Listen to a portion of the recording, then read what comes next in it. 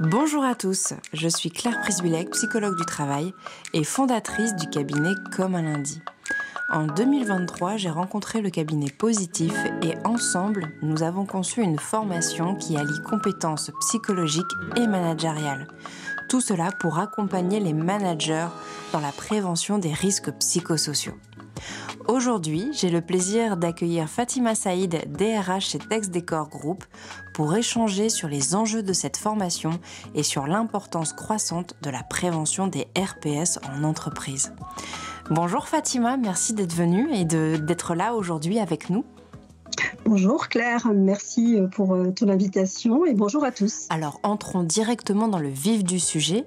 D'après toi, en tant que DRH, pourquoi les entreprises ne peuvent-elles plus se permettre d'ignorer les risques psychosociaux aujourd'hui ? On ne peut plus ignorer les RPS aujourd'hui pour plein de raisons différentes. La première, c'est que ça a un impact direct à la fois sur nos collaborateurs, mais aussi à la fois sur la performance de l'entreprise. Oui, c'est un constat simple, mais vraiment essentiel. Un collaborateur, un salarié qui se sent bien mentalement et naturellement plus performant et engagé dans son travail. Selon toi, quels sont les signes qui devraient alerter une entreprise sur la présence de ces risques ? Les premiers facteurs qu'on peut identifier, forcément, c'est l'absentéisme, c'est le turnover, c'est un collaborateur en situation difficile, en situation de mal-être. C'est des managers qui peuvent être démunis du coup face à leurs collaborateurs. Donc plusieurs facteurs. Du coup, Fatima, quelle stratégie concrète une entreprise peut-elle mettre en place pour agir efficacement ?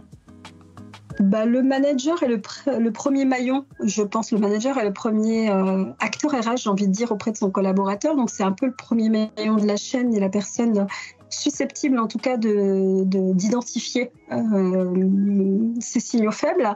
Donc, je pense que le premier acteur avec qui il faut travailler, c'est les managers. Donc, comment on accompagne les managers sur ces sujets-là, qui ne sont pas des sujets simples, puisqu'on est quand même face à de l'humain et donc toute la complexité de l'humain. Donc, accompagner les managers à bien déceler ces situations de risques psychosociaux au quotidien. Alors c'est là que la formation des managers prend tout son sens, les aider à repérer ces signaux faibles avant qu'ils n'aient un impact sur la santé de tous. Et justement, avec notre formation qui s'intitule « Développer la posture du manager prévenant », quels bénéfices observes-tu pour l'entreprise ?